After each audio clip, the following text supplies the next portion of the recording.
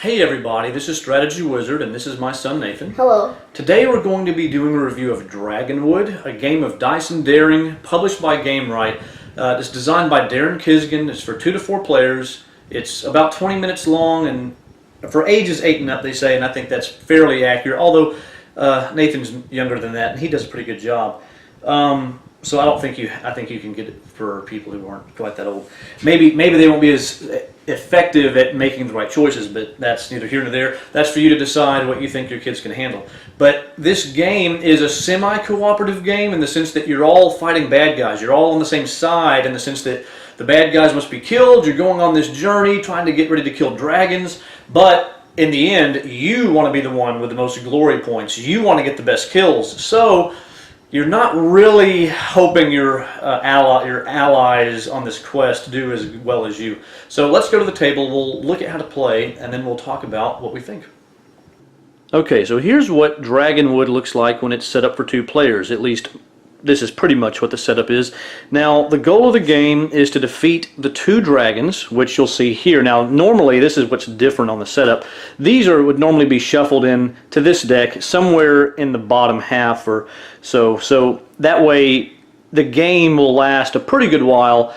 It'll give you a time to fight a lot of bad guys before they turn up, but you don't know exactly when they'll turn up. Once those dragons have been defeated, everyone's going to total up their points and see who wins. So it's semi-cooperative, because Nathan might be working on, killing these bad guys, I'm killing these bad guys. Every time you kill something, a new thing will turn up. And eventually, you'll get to the dragons. But you're working together to get to that point, but at the same time, you're trying to get the most points, which these shields show you how many points each bad guy is worth. So Nathan wants to get that gigantic python or that grumpy troll, and I do too. We both want to get the big ones to get the biggest points. Yes, we do. That's right. So you'll notice, though, there's purple cards, like the one that I was just about to turn up. Purple cards are special because they're magic items that you still have to fight them, but if you get them, you don't get points, but you get a special ability. Right.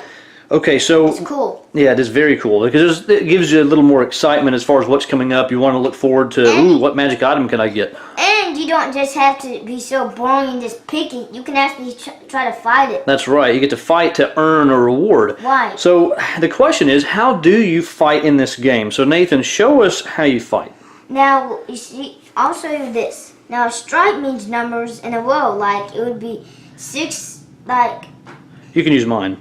Oh, like, it would be 2, 3, and 4. Yeah, so if you get a straight, then you can do a strike. And same number would be like, if I had these 2 8s, I would do 2 8s, and then a scream you do with the same color, like 2 red or 2 blues. That's right. So a straight gives you a strike. A bunch of numbers of the same kind as a stomp. Same color, like a flush, is a scream. So I'm not sure how a scream is going to hurt a grumpy troll or a dragon, but in this game, screaming is very powerful. So just understand that. But here's the thing. You can play as few cards as you want. Now, so I can play just my 1/8, and I can call it a strike, a stomp, or a scream, my choice. But if you play, of course, more than 1 card, then you have to do what matches. If you're going to do 2 4s, you have to do a stomp. If you're going to do 2 reds, you can do a scream, etc. Now, once you choose how many cards you're going to play from your hand, you're going to roll dice. So you'll notice I have these set up in a particular way because this shows the distribution of numbers. There's 1 1, 2 2s, 2 3s, and 1 4 on each die. So there's no 5s and no 6s. It took me a little while to realize that when I first played, and I was thinking, man, I'm unlucky. I never get 5s or 6s. And then I actually paid attention and went, oh, well, that explains it. So that's important to know also. So, oh, what are you going to say, Nathan? And 5s and 6s are really hard to get. Just like the dragons, they take the 10s. Oh, you mean like in points? Yeah. Like oh, yeah. 6 is, there's only 1 6, there's 1 7, and everything else is, of course, lower. And so that's why you have to fight more. That's right. But just to reiterate, 4 is the highest result you can get on the dice. Now, here's the thing. Each bad guy or enchanted item has, okay, so we have the strike defense, we've got the stomp defense, and we have the scream defense. Basically, you have to roll a total of 8 or more if you're doing a strike, 7 or more if you're doing a stomp, or 7 or more if you're doing a scream. So each enemy has its own defensiveness towards certain types of attacks. For example, the Grumpy Troll has 9 defense to strike, but 11 to stomp. So you want to, and 9 to scream. So a strike or a scream is better than a stomp, and everyone's different in their own way. So not one type of attack is not always the best, which means even if you don't have what it takes to do a specific type of attack, that doesn't mean that you can't do something useful to some enemy. Right. Because I don't have some stuff I don't have. Yeah, you can't do a good strike with what you have. You could do a 1-card strike, but you have 2 8s, so you could go ahead and do a stomp, which would be effective against this Lucky Mushroom, which only has a 5 defense for stomp. So that's important to know, and you're always looking out for, you know, what's the weakest thing that you can go after. Of course, the more points, the harder they are to fight, but still, either way, your cards, I'll give you an example. Like in this gigantic python, it's 8 defense to stomp, which is actually the same defense that the wild boar has to strike, but he's worth less points. So overall, the average of his defense is higher than the wild boar, but he's still worth more points, but even though there's an 8 and an 8. Point being, just because an enemy has a more point value doesn't mean that they're harder in every possible way. So that's another thing to note. Now, as you play through this, you'll also get other cards to turn up. Like, let's see if I can come up with an example.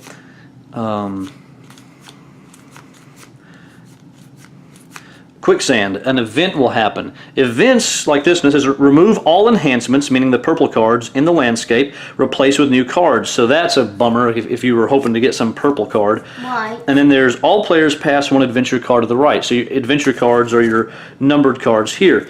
So there are events that can happen, and those just happen immediately, and whatever happens, happens. You also notice that you have a stack of cards over here. For depending on how many players you have, you'll set a certain number of cards to the side, and these are just not played with that game. So that kind of makes it to where it's a random setup, so to speak.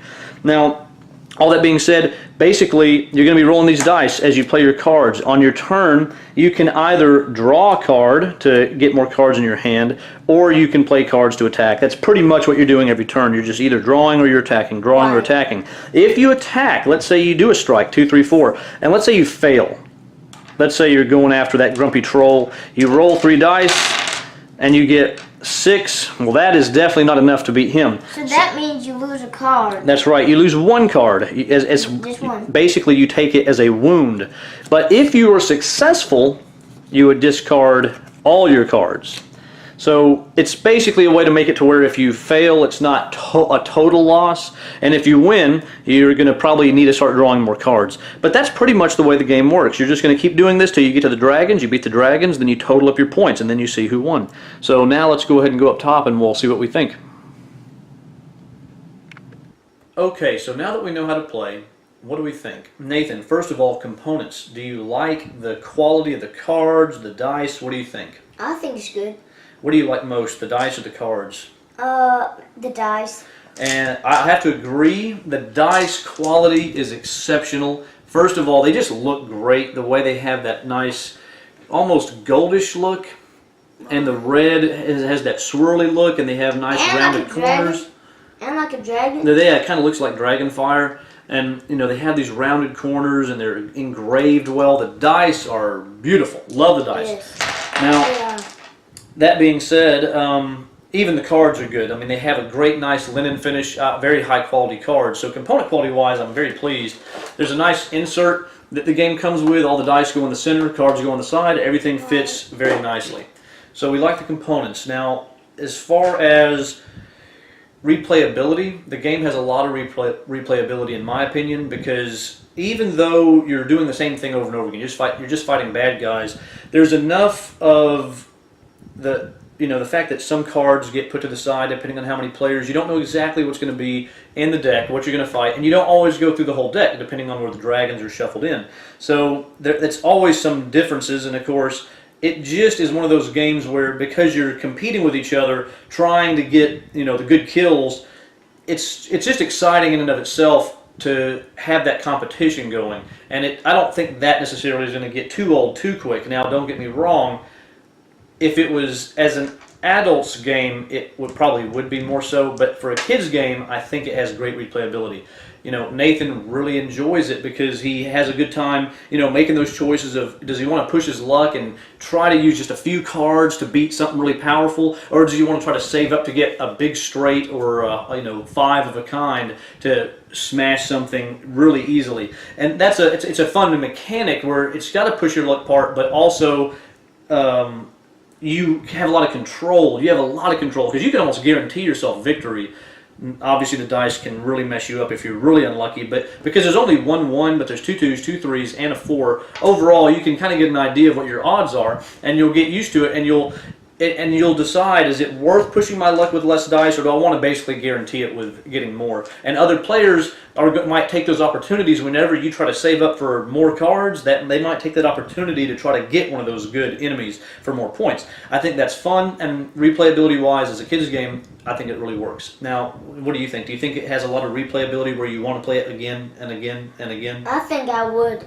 And why do you think it has a lot of replayability? What does it make you want to come back and play it again? Because you have these cards and you're trying to fight bad guys. You might get some lucky stuff like a purple or something. It's just nice maybe you have all that. And you can just pick up cards if you need it. That's right. I mean, it really is effective as a kid's game because the mechanics are simple. You're drawing cards, you're playing them, and you're rolling dice. But there's a lot of interesting things going on because you never know what's going to come up. You're looking forward to those enchanted items, and you're looking forward to drawing cards that help you.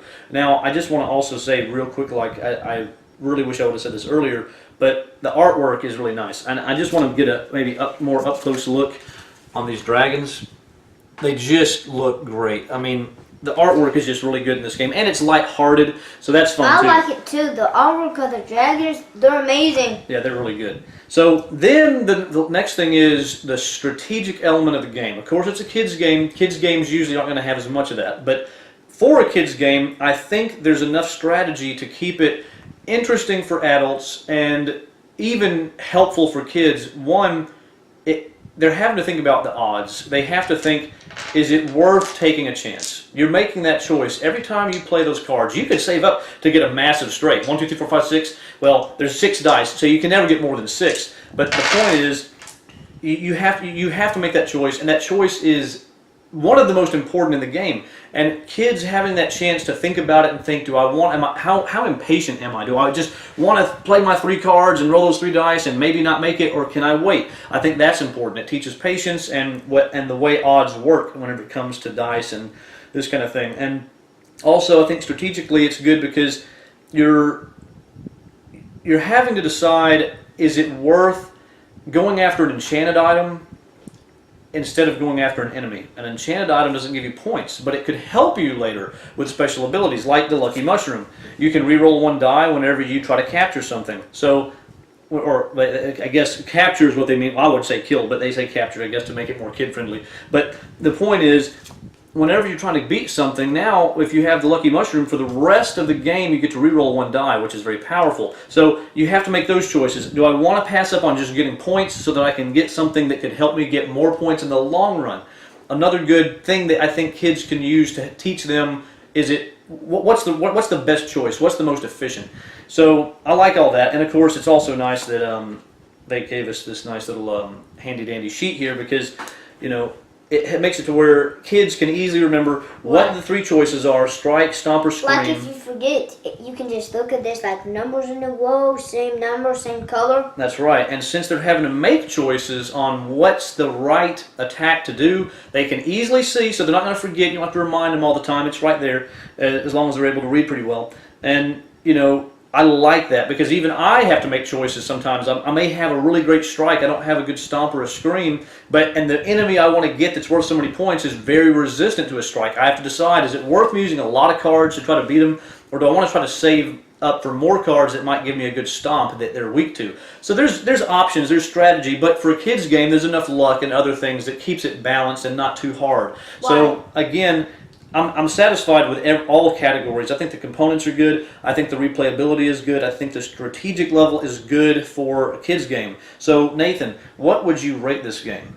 I would rate it 60 out of 60. 60 out of 60. This is the best game yet. This is your favorite. This is the absolute favorite. So, I would give this game, for a kid's game, I would definitely give it a 7 out of 10. It's not something that I would want as an adult to play with, with other adults so much, but not that I would enjoy it. I mean, there is an enjoyment level there, but I'm not even going to worry about rating it as an adult's game because this really is meant for kids, and it works as a kid's game. So 7 out of 10 in my opinion. It does a good job of having good components, fun, easy, and lighthearted, which I like. I think that maybe there could be a little more in the choice department and maybe a little more player interactions, because for the most part, the only player interaction in this game is deciding, hey, I'm going to go after that so you don't get it. I would like to have a little more player interaction, so that's why I'm giving it only a 7 out of 10. But either way, Nathan really likes it. We both do enjoy it. We're glad we got it, and we appreciate you watching the video. Hopefully this helped you. If you have any questions or comments, let me know below. And in the meantime, we appreciate it. If you really enjoyed this video, we'd appreciate it if you'd subscribe, and we will look to see you on the next video. So you have a good day. Bye. Bye.